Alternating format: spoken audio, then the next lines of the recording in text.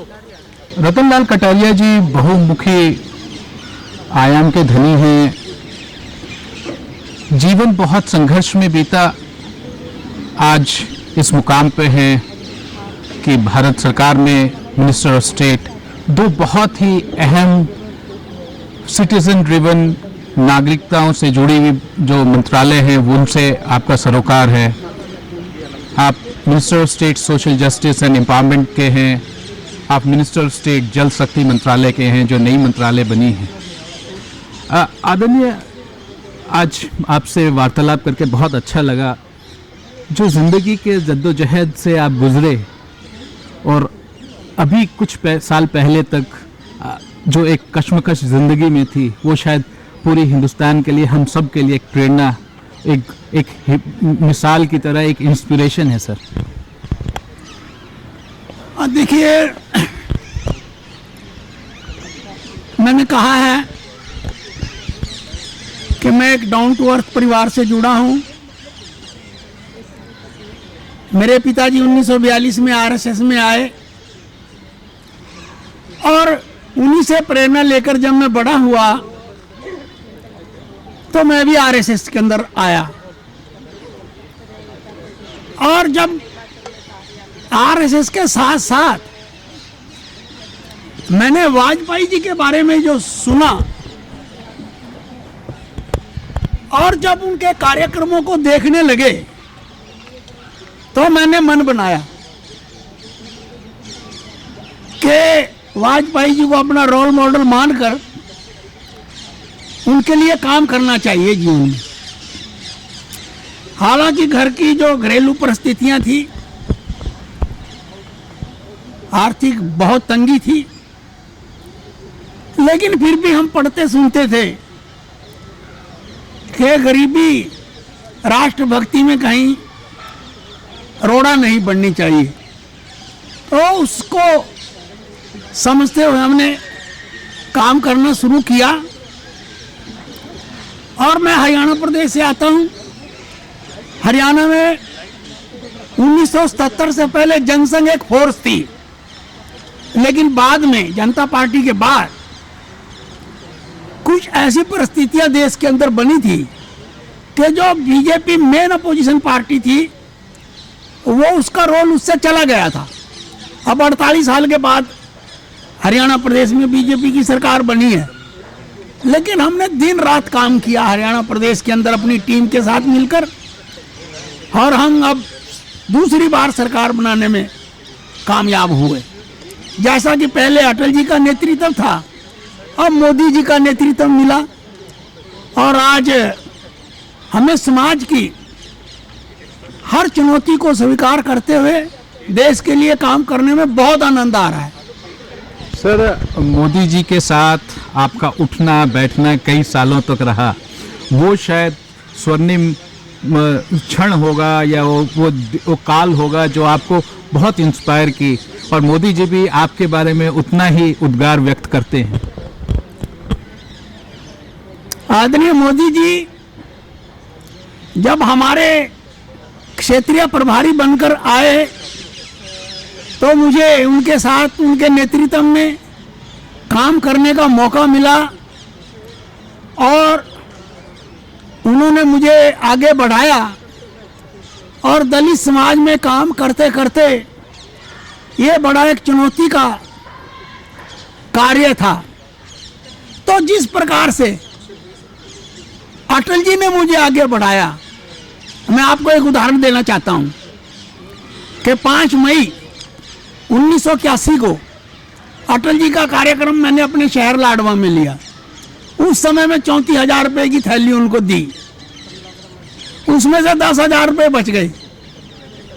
तो वाजपेयी ने डॉक्टर कमला वर्मा जी जो हेल्थ मिनिस्टर होती थी उनको बोला कि ये जो पैसे बचे हैं इनसे कटारिया को मोटरसाइकिल लेके दे दो। मैं जिले का महामंत्री था बीजेपी का, तो पहले बसों में काम करता था महामंत्री के नाते, फिर मोटरसाइकिल मिल गई तो मुझे काम करने का ज़्यादा मौका मिल गया और मेरी स्वीकारता जो थी वो पार्टी में भी, कार्यकर्ताओं में भी और जनता में बढ़ती चली गई। तो इस प्रकार से आगे मिलता रहा। इसी तरह से मोदी जी ने आगे बढ़ाया। आदरणीय, आपकी 5वीं पीढ़ी भी आरएसएस से जुड़ी है। आपने बताया कि आपके पिताजी भी जब आरएसएस में कैसे वो जुड़े, वो बहुत एक मार्मिक क्षण है जब प्रभात फेरियां निकलती थी और वो वहाँ पे एक छोटा सा अपना दुकान लगाते थे जूते का। और ये इसके बारे में थोड़ा सा बताएं। मेरे पिताजी 14-15 साल की उम्र में ही संघ से जुड़ गए थे, और जो हमारे शहर का जो बीच था, बाजार, वहां पर मेरे पिताजी जूती बेचा करते थे। तो उन दिनों देश की आज़ादी के लिए सवेरे सवेरे प्रभात फेरियां निकला करती थी। आरएसएस जब था, जनसंघ तो था नहीं, सभी लोग एक ही पार्टी में काम करते थे। कांग्रेस पार्टी को राष्ट्रवादी आंदोलन मानकर सारे एक झंडे के नीचे काम करते थे। तो पिताजी भी उनके साथ जाया करते थे।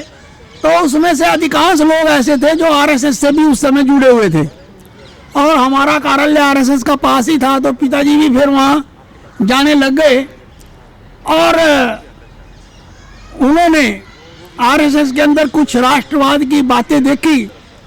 तो उन्होंने भी सोचा कि यह विचार अच्छा है, और आने वाले समय में जो समरसता है उसको बढ़ावा मिलेगा। पिताजी ज्वाइन कर गए आरएसएस।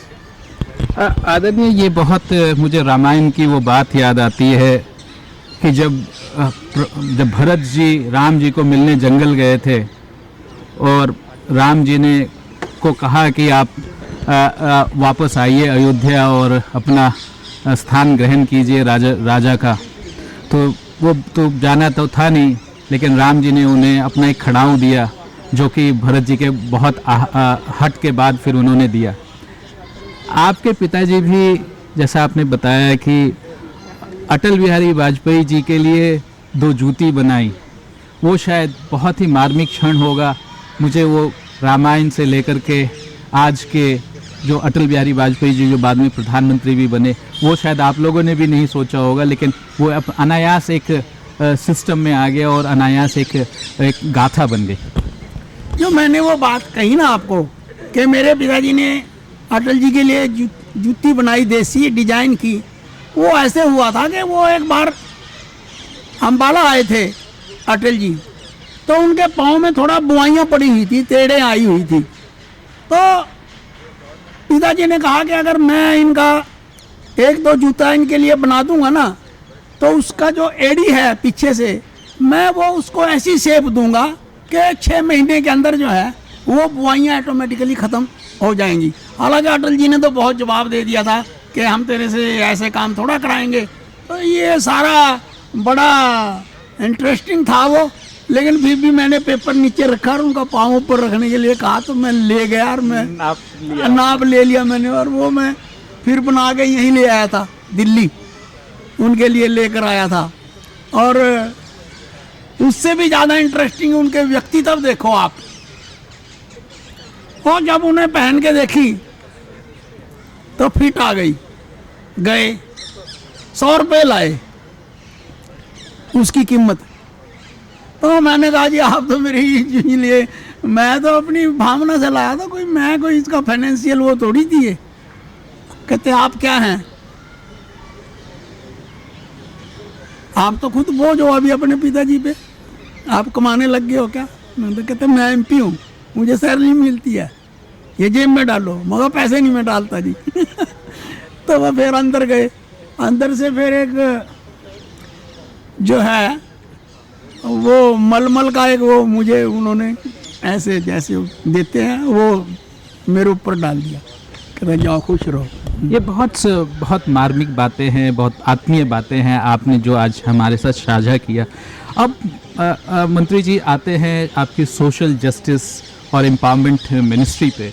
ये भी मोदी जी ने बहुत सोच समझकर आपको दिया है, जो खुद सोशल जस्टिस के बारे में लड़ते हों, आप वकील भी रहे कुछ सालों तक, और जो खुद ही उनका अपलिफ्टमेंट के बारे में सोचते रहे, और जो खुद जूझता रहा अपने ज़िंदगी के मेजर ईयर्स तक, अपने 40-50 साल तक आप जूझते रहे, अपनी ज़िंदगी में लड़ते रहे और समाज के लिए काम भी करते रहे, सोशल जस्टिस का भी आपने काम बहुत ज़्यादा समाज में करते रहे।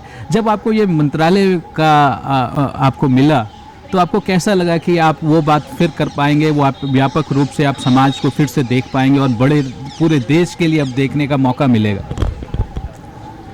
देखिए, हालांकि मोदी जी खुद एक बहुत बड़े विश्व के विजनरी पर्सनैलिटी हैं और उन्होंने खुद भी गरीबी की पीड़ा को अपने जीवन में सहा है। उन्होंने सामान्य व्यक्ति के नाते सहा, हमने दलित के नाते सहा। इस मिनिस्ट्री में जब हम आए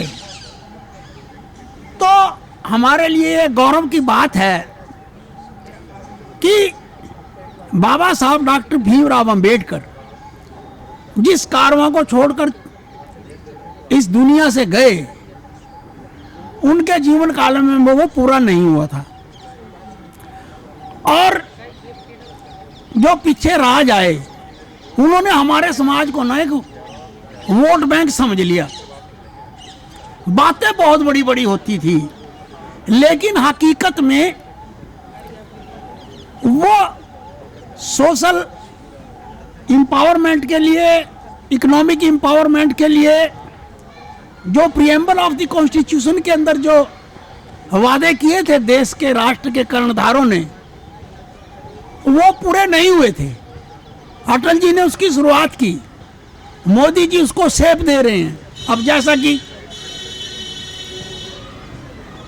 अब बाबा साहब जिस मकान के अंदर रहते थे 26 अलीपुर रोड में, अटल जी ने उसको अक्वायर किया, इन्होंने उसके ऊपर खड़ा करके दिया। लंदन के अंदर उस मकान को छुड़वाया। चैतन्य भूमि में 11 एकड़ भूमि हिंदू मिल की लेके तो वहाँ पर वो किया। इसी तरह से महू के अंदर अंतर्राष्ट्रीय स्तर की ऑर्गेनाइजेशन बाबा साहब डॉक्टर भीमराव अंबेडकर के साथ नाम से खड़ी की गई। दिल्ली के अंदर 200 करोड़ रुपए की लागत से बाबा साहब doctor BR Ambedkar international study centre जो है वो खड़ा किया गया। और अभी जिसका मैंने जिक्र किया कि कम्यूटेड लायबिलिटी के फार्मूले के अंतर्गत हमारे करोड़ों दलित छात्र जो है स्कॉलरशिप से वंचित हो रहे थे, ड्रॉप आउट बढ़ रहा था, तो मोदी जी ने उसका संज्ञान लेते हुए 5 गुना राशि जो है वो हमारे दलित समाज के लिए बढ़ाई है। तो और इस दिशा में हम क्या क्या कदम उठा सकते हैं। स्टैंड अप खड़े हो जाओ के प्रोग्राम को उन्होंने लिया। जो हमारा डिक्की है दलित चैम्बर ऑफ कॉमर्स, उसके अंदर गए, वहाँ पर जाके हमारे एंटरप्रेन्योर को प्रेरित किया कि आप आगे बढ़ो, मैं आपके साथ हूँ। तो ये सारी चीज़ें आज देखने को मिल रही हैं। क्या आपके दिल में कहीं वो दर्द है कि जिस पार्टी से बाबा अंबेडकर जी थे वहाँ उनको वो तरजीह नहीं मिली जितनी बड़ी उनकी शख्सियत थी? आज आपको मौका मिला, आपके मंत्रालय को मौका मिला और मोदी जी के गवर्नमेंट को, मोदी 1 और मोदी 2 में आप लोग उसको, उनकी वो ख्याति और उनका जो नाम है पूरे हिंदुस्तान में, पूरी दुनिया में, वो लाने का आपको सौभाग्य मिला। जैसे मोदी जी कहते हैं, ये हमारा सौभाग्य था, हमारे लिए ही रखा गया था और आज आपके थ्रू, आपके मंत्रालय के थ्रू ये क्रियान्वयन होता जा रहा है। मोदी जी ने भारत की संसद में बिल्कुल सही कहा है और यहाँ doctor BR Ambedkar international study circle में बोलते हुए उन्होंने कहा था कि अगर बाबा साहब डॉक्टर भीमराव अम्बेडकर न होते तो मैं आज देश के प्रधानमंत्री के रूप में यहाँ पर खड़ा नहीं होता। और भारत की संसद में जब, या सेंट्रल हॉल में जब 2 दिन का अम्बेडकर जी को लेकर जो है संविधान दिवस मनाने का जो कार्यक्रम चला था, उस कार्यक्रम के अंदर जो मोदी जी ने कहा था कि राष्ट्र ने डॉक्टर अंबेडकर के कंट्रीब्यूशन का मूल्यांकन नहीं किया है, हमने उनको एक दलित फेस के रूप में ही याद किया है। मैं जल शक्ति मंत्री हूँ। जिस दिन मैं यहाँ पर आया पहले दिन तो मेरे सामने एक पुस्तक रखी गई, तो उस पुस्तक के अंदर सबसे पहली फोटो डॉक्टर अंबेडकर की थी कि इंडिया की वाटर पॉलिसी किसने बनाई? बाबा साहब डॉक्टर BR अम्बेडकर ने बनाई। मैं एक दिन जटिया जी के समय में श्रम मंत्रालय गया तो वहाँ पता चला कि इंडिया की लेबर पॉलिसी किसने बनाई? बाबा साहब डॉक्टर BR अम्बेडकर ने बनाई। इसी तरह से महिलाओं के अधिकारों की लड़ाई किसने लड़ी? बाबा साहब डॉक्टर भीमराव अम्बेडकर ने लड़ी।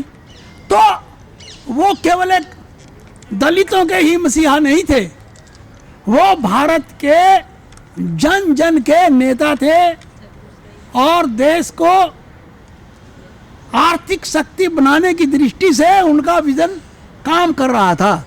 लेकिन ये जो नेहरूवादी नीतियां थी, उन्होंने बाबा साहब को पीछे धकेलने का पूरा षड्यंत्र रचा और आज वो भी रट लगाते हैं अम्बेडकर के नाम की, जो कि सही नहीं है। मंत्री जी, ये बहुत ही इम्पोर्टेंट है कि आपके मंत्रालय, जो दूसरा मंत्रालय है आपका जल मंत्रालय, उसमें आपने ऑल इंडिया मास बिहेवियर चेंज का आपने एक प्रण लिया और दूसरा हर घर तक पहुंचने का, नल पहुंचाने का। ये हमारी लेगेसी प्रॉब्लम्स थी दोनों को।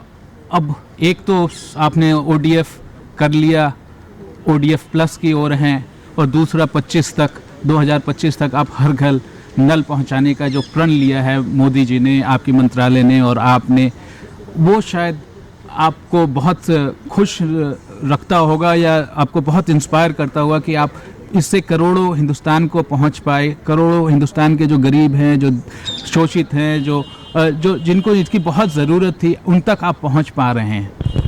देखिए, फिर आप कहेंगे 1 अप्रैल 1990 को मेरी बहन की शादी थी लाडवा में, कुरुक्षेत्र जिला में। अटल जी उस शादी में आए थे, तो जहाँ शादी का पंडाल था वहाँ से अटल जी मुझे कहने लगे, अरे भाई कन्यादान कहाँ होगा? मगर जी वो तो दलित बस्ती में होगा, वहाँ पर क्या करेंगे आप जाके? कहते मैं आया तो कन्यादान के लिए हूँ। तो मगर जी बहुत तंग गलियाँ हैं, बहुत ये है। तो कहने लगे नहीं, मैं ज़रूर जाऊँगा। तो मेरे साथ चल पड़े। रास्ते में एक खुली टेप चल रही थी पानी की, रुक गए। ये पानी वेस्ट जा रहा है, 2 रुपए की टेप नहीं लगा सकते? काश के आपका जन्म मध्य प्रदेश राजस्थान में हुआ होता और माता जी को पानी लाना पड़ता 8-10 किलोमीटर से, तो आपको भी इस पानी की वैल्यू का पता चलता। मैंने कहा जी शाम को ही लगा दूंगा, अभी तो मैं इसमें व्यस्त हूँ। तो 30 साल पहले की बात हो गई। तो उस समय से ही इस चीज का ध्यान था कि पानी का क्या महत्व है। और मेरी माँ भी बहुत दूर से पानी लाया करती थी, मैं भी कई बार उनको जो है सहायता किया करता था। तो आज जब दलित बस्तियों में पानी पहुंच रहा है, हिमालय की ऊंचाइयों पर पानी पहुंच रहा है, तो मन को बड़ी प्रसन्नता हो रही है कि आदरणीय मोदी जी ने एक ऐसा काम हमें, ईश्वरीय काम हमें दिया है गिलहरी की भूमिका निभाने के लिए।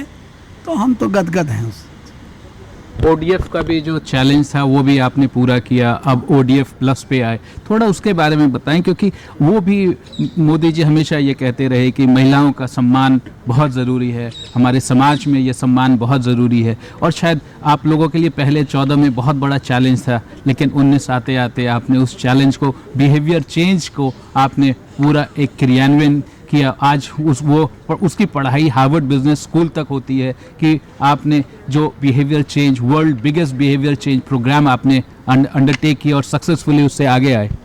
आज वर्ल्ड की जितनी बड़ी बड़ी एजेंसियां हैं वो भारत के इस स्वच्छता अभियान के बारे में आकलन कर रही है कि 50,000 रुपया प्रति परिवार तो मेडिसिन का बचा है और 3 लाख लोगों की मृत्यु बची है जो स्वच्छता के कारण जो है हम अपने शरीर को ठीक ठाक नहीं रख पाते थे, उससे जो बीमारियां उत्पन्न होती थी उसके अंदर लाभदायक स्थिति बनी है। जो एट्रोसिटीज़ हुआ करती थी वुमेन्स पर, जब वो बाहर खेत में ओपन में डेफिकेशन के लिए जाया करती थी, तो उस समय जो रेप की, छेड़छाड़ की जो घटनाएं होती थी और उनका जो है शोषण होता था हर दृष्टि से, तो उसके अंदर बहुत बड़ा अब चेंज आया है। और आज कई प्रकार की बीमारियों से महिलाओं को छुटकारा मिला है, आम जनता को छुटकारा मिला है।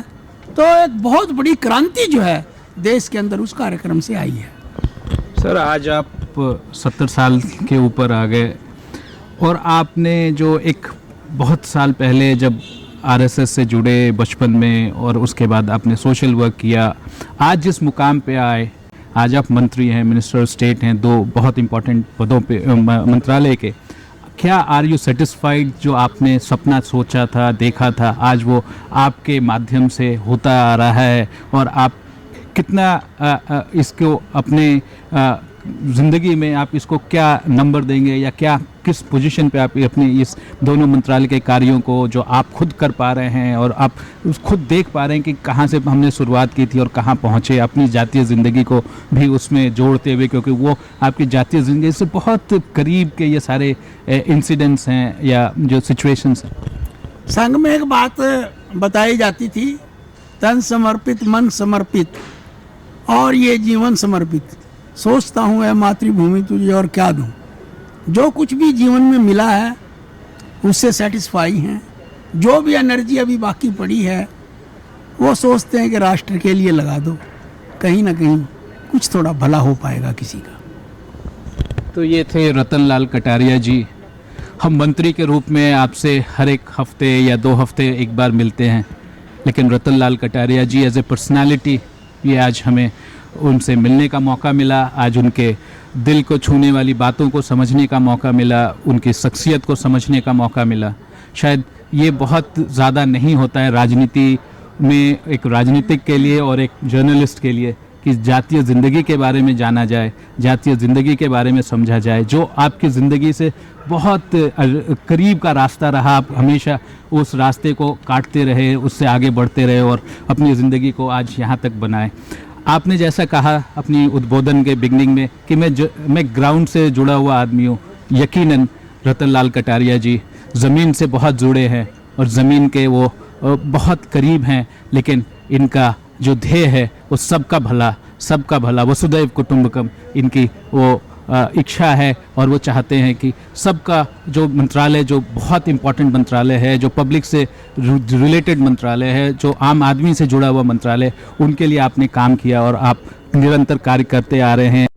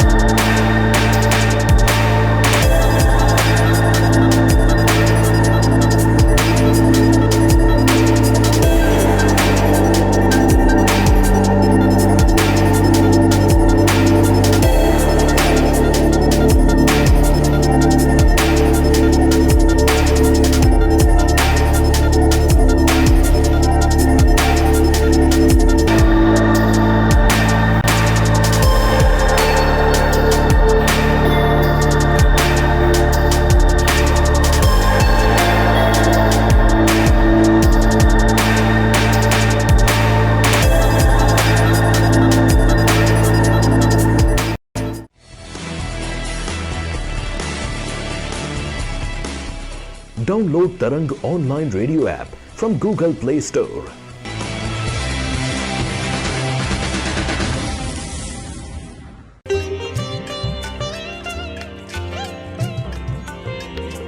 You are listening to Tarang Devotional Online Radio.